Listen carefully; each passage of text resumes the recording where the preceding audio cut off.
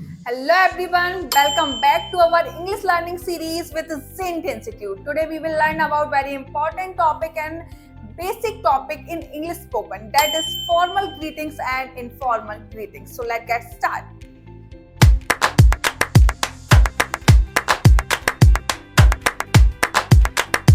So hello guys, today we will discuss about an important topic for English spoken who are not able to speak properly English spoken.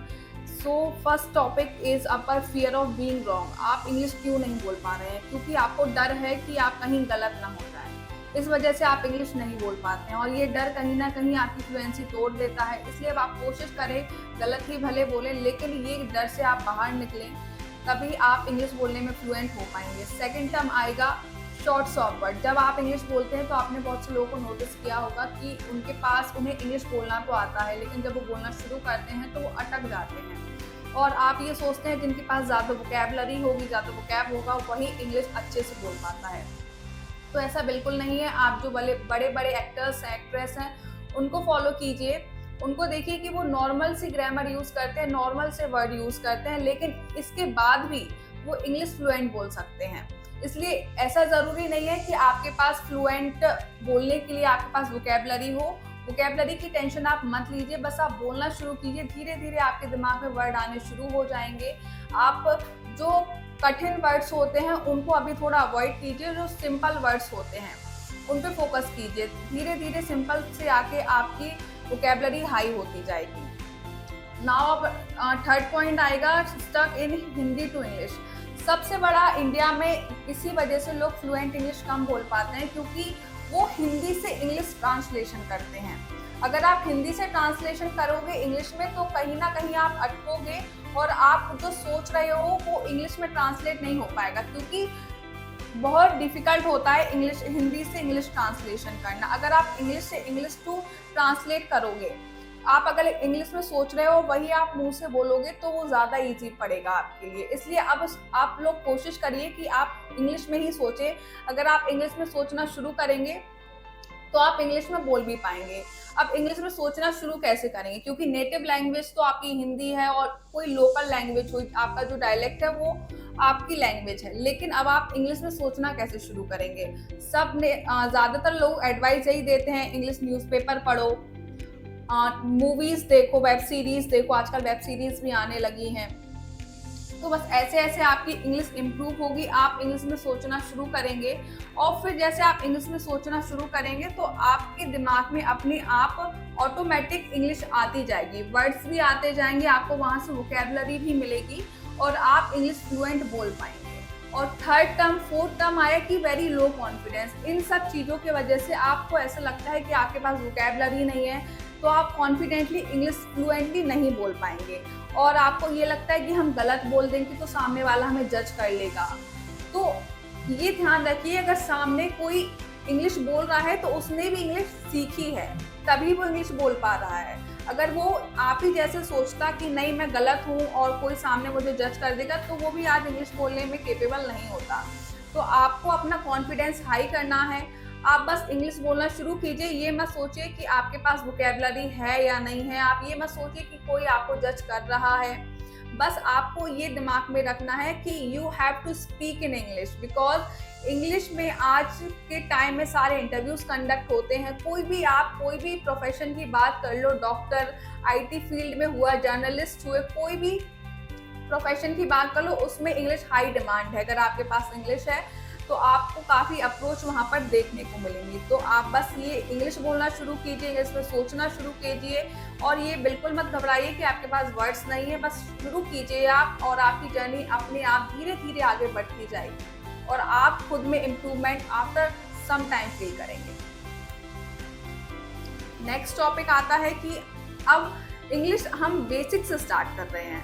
Basic पहले तो formal greeting से start करनी होगी क्योंकि आप किसी से मिलते हैं तो ग्रीट तो उसको करते हैं और इसमें आपका पर्सनैलिटी डेवलपमेंट का भी आ जाएगा.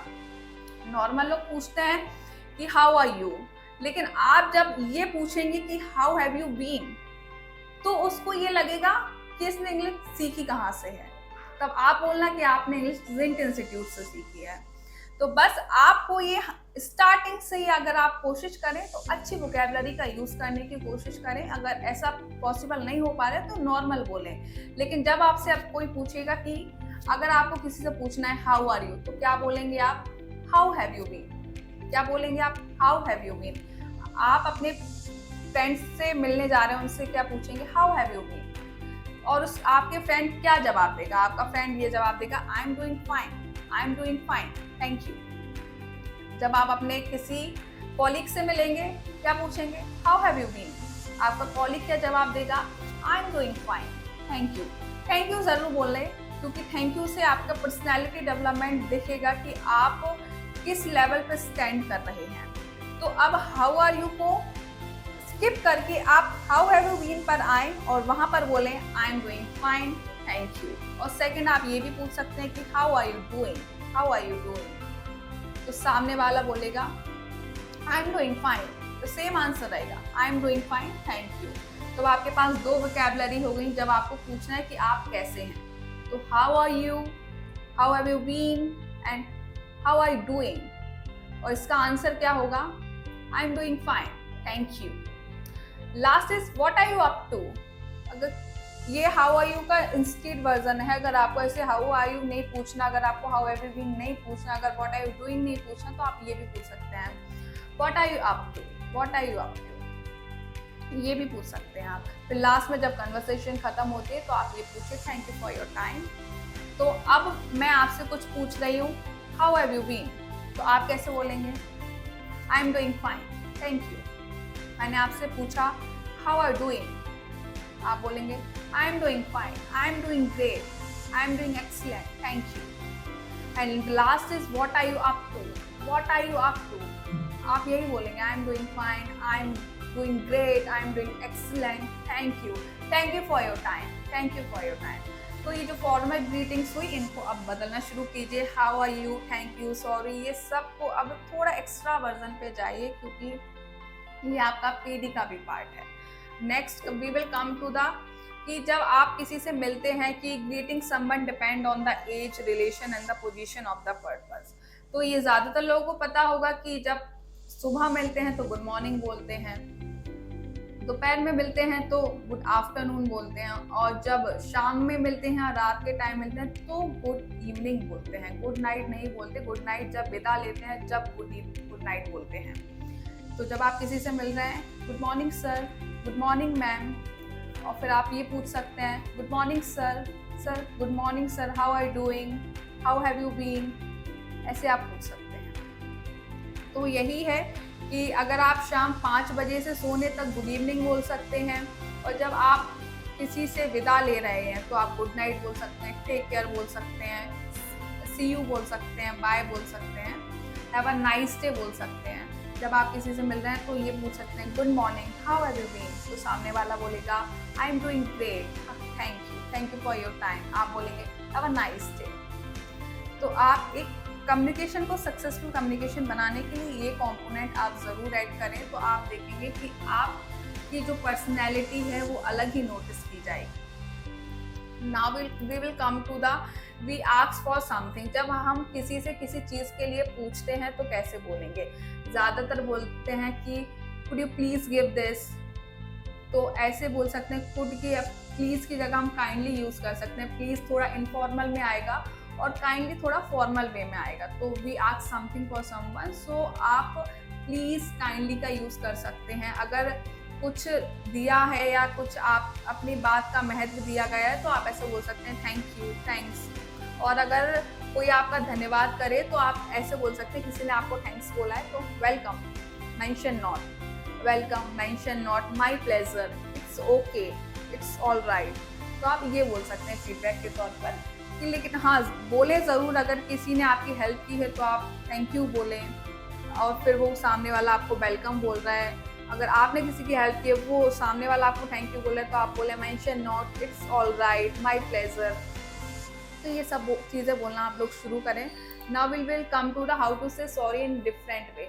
अब सॉरी, जैसे मैंने आपको बताया कि हाउ आर यू को बहुत तरह से बोल सकते हैं।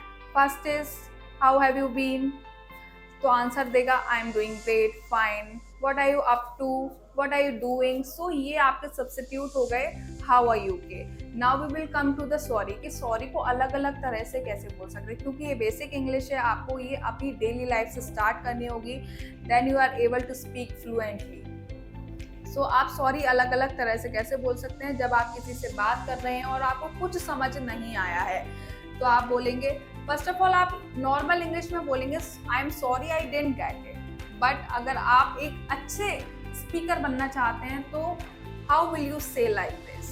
So you will say like this, I beg for your pardon, I beg for your pardon, I beg for your pardon. और आप ये भी बोल सकते हैं I am sorry I didn't get it, जैसे मैंने आपको बताया ये बोल सकते हैं I am sorry I didn't get it.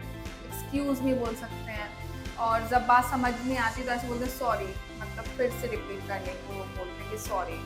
फिर अगर नहीं आती है तो आप लिटिल ऐसे बोल सकते हैं एक्सक्यूज मी, तो सामने वाला फिर से अपनी बात बताएगा, then you are able to understand what he was saying और व्हिच ही वाज सेइंग। तो आप सॉरी की जगह ये बोल सकते हैं I beg for your pardon, तो सामने वाला आपको फिर से अपनी बात रिपीट करके बताएगा, I am sorry I didn't get it and excuse me ये बोल सकते हैं आप। और ये भी बोल सकते हैं will you please repeat it, will you please repeat it, तो सामने वाला अपनी बात रिपीट करेगा। और उस टाइम ध्यान रखें कि आप अच्छे से सुने कि फिर से ये वर्ड ना बोलना पड़े।